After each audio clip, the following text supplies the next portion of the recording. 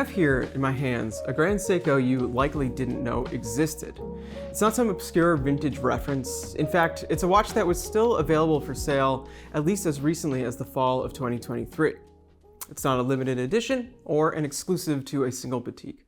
No, the reason you likely have never heard of it before is because it's a Japanese domestic model, and one that has led a pretty quiet existence at that. The watch is the Grand Seiko SPGX331, and I have a feeling by the end of this review, you might very well want one. So how did I end up with the SPGX331? Well, back in September of 2023, I was fortunate enough to have been taken to Japan to attend the Grand Seiko Media Experience, a whirlwind tour of several of Seiko and Grand Seiko's facilities spread across Honshu over just a few days. It was an immersive experience for members of the watch media, intended as a sort of crash course in all things Seiko, while also giving us a little taste of Japan. We got to see case finishing, dial printing, movement assembly, even Creedor H2 dials in production. We also attended various lectures on the development of their movements and proprietary technologies, and we ate a lot. As an already dyed-in-the-wool Grand Seiko fan, however, it was less of a learning experience for me, per se. I mean, there's always something to learn, but rather it was an opportunity to see with my own eyes if the stories were real, the stories I've bought into and even preached. For example, seeing Zaratsu polishing in action, or hands being heat blued to the perfect shade of blue, or tiny applied markers being examined by eye with a mirror. Not that I doubted that these things occurred, but there's nothing like being there and seeing them for yourself to make them hit home. Long story short, it was a wonderful and very memorable trip.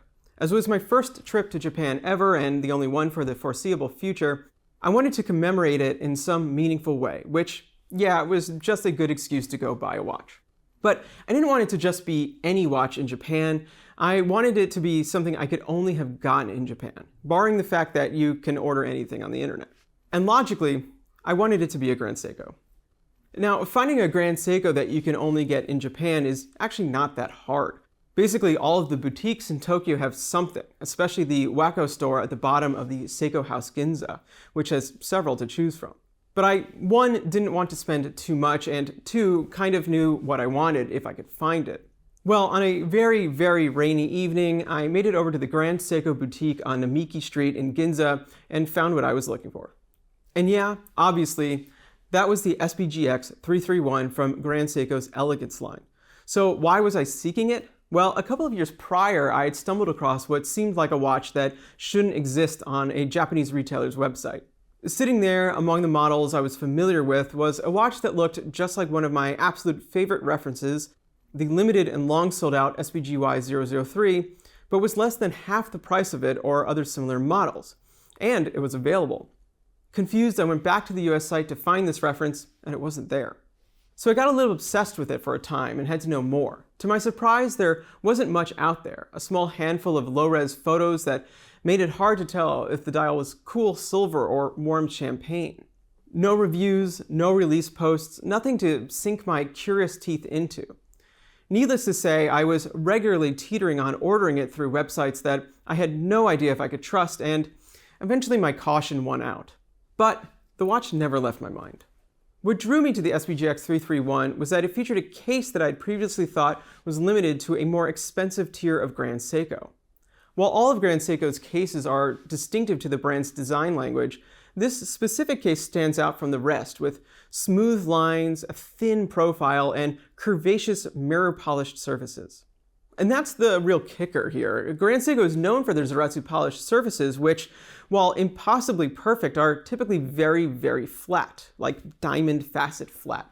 So for this case design, they had to develop a new technique of Zaratsu polishing.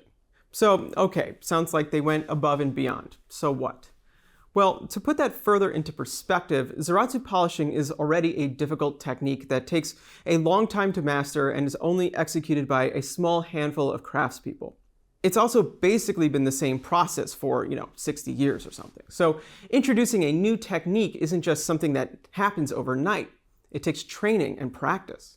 And with that in mind, it made sense that this case design would be reserved for, as it is in the US, watches that cost more. Watches like the SBGY331 Amiwatari at $8,400, the solid gold Urushi dialed SPGW262 at $30K, and the Platinum Masterpiece Collection SPGZ003 at $57,400, to name a few. Furthermore, as it's an uncommonly thin case for Grand Seiko, measuring in the 10 to 11 millimeter range, and that includes a generous domed crystal, in the US catalog, it's limited to manual wound movements like the 9R31 spring drive, which are also just a bit higher end. So back to the top. Imagine my concitement, that's a mix of confusion and excitement, upon seeing the mysterious monotone SPGX331 sitting there at around what converted to 3K.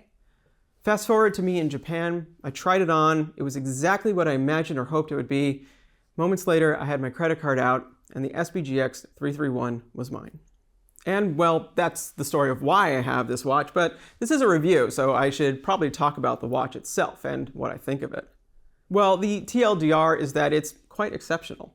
It delivers what I would have wanted from the similar yet more expensive models mentioned before in terms of fit and finish. It just runs on a 9F quartz instead, so the price is far less. It's important to remember that case finishing and dial manufacturing techniques used on Grand Seikos is the same on the least expensive models as ones that cost a few times more, barring rare exceptions like Urushi dials. It's really when you get into the very high-end Masterpiece collection that you will see different, more labor-intensive techniques at play, like hand engraving. The real differentiators are the movements, as well as case materials like ever-brilliant steel and high-intensity titanium, which come with a premium.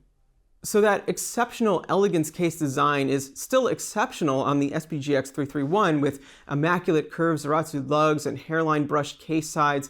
Compared to other Grand Seikos I've encountered and owned, this case also feels miraculously skinny, even if it's about 11 millimeters from peak to peak. Everything is domed and the case sides taper down dramatically, making it read very thin. And thanks to the 9F, it's also light compared to its mechanical and spring drive siblings. Measuring 38 by like 42.8 by 10.7, it's actually on the larger side diameter-wise for an elegant dress watch in my book, but I wouldn't change it either. The proportions just work out and the geometry oozes class. It's slim, it's got some bling, yet it's still understated, and literally will slide under a cuff with absolute ease. As for the dial, well, this might be a bit of a controversial statement, but I think that Grand Seiko's non-textured or just slightly textured dials have greater longevity in a collection than their more dramatic offerings. At least that's what I've found. Sure, the textures are great at drawing you in, starting a conversation, telling a story about nature, etc. But seeing the same pattern day after day, I found gets a little old. So the subtle models end up being the ones I go back to. And the SPGX331 is about as subtle as a dial gets from Grand Seiko. One of their few monochromatic offerings, the dial is a slightly warm silver sunray with such a fine texture that it often looks like there's no texture at all. Polished appliques with intricate faceting and a tapered shape mark the hours, while black pad printed hash marks on the surface mark the minutes. Underneath the minute track is a grained region that provides extra contrast as well as outline the dial overall, which has an appealing effect. It's very hard to see, but I believe the dial is actually two layers. There's the metal below and then an ultra-thin clear layer on top. And this makes everything appear to just kind of float, just slightly off the dial, adding depth especially to the printed elements. Grand Seiko's signature polished, beveled, and razor-sharp Dauphine hands point to the time, and though metal on metal, the hands often appear black due to their high polish, making contrast not an issue.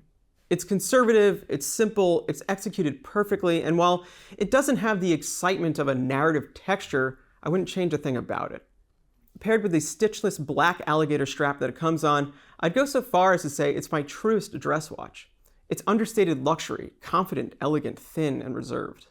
Of course, I don't often have formal events to go to, so I typically wear it on a more casual strap like suede or even the brown gaiter from my SBGW277, which softens the look quite a bit. Inside is the 9F61 HAQ quartz caliber, accurate to within 10 seconds a year. And while it might seem odd, it really is part of why I wanted this watch. Sure, I prefer mechanical and spring drive watches. They are just more interesting in how they work and how they look if visible. But I have a loose rule for Grand Seikos, and that's that I don't want to repeat any movement or case type. as I already had a spring drive and a 9S mechanical in my collection that left openings for high beat mechanicals or 9F quartz. The 331 checked the latter box, and to be fair, they're also remarkable movements. They're full metal, they're decorated, and quartz issues like the hand not landing on the mark aren't present because of how they are designed.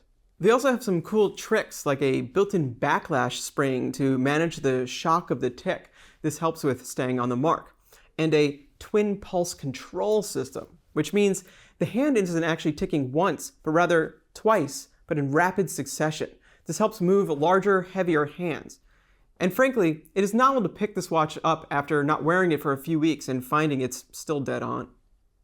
My only critique of the 331 is that it's a little too old to feature a newer 9F 8X caliber, which have an independent jumping hour hand so you can change the hour without stopping the watch or altering the minutes, which is great at daylight savings and when traveling. Plus, it's just a feature I think more watches should have.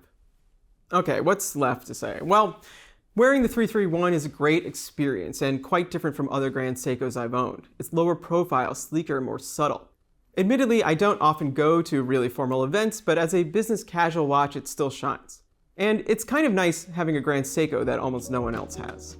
Why was this a JDM model? I don't know. But with the brand moving up market bit by bit every year, with their most intriguing releases now generally above 10K, I'm talking about the 9SA4 powered models and the new UVA, models like the SPGX331 have a new relevance. Not everyone can or wants to, frankly, buy a 5-figure watch, let alone a Grand Seiko. So models that distill the charm and unique qualities of their watches into more affordable packages have real value, not just to collectors, but to the brand itself. And with that in mind, the SBGX331 is a perfect watch to get someone hooked on Grand Seiko. Thanks for watching, like and subscribe, and we'll see you soon.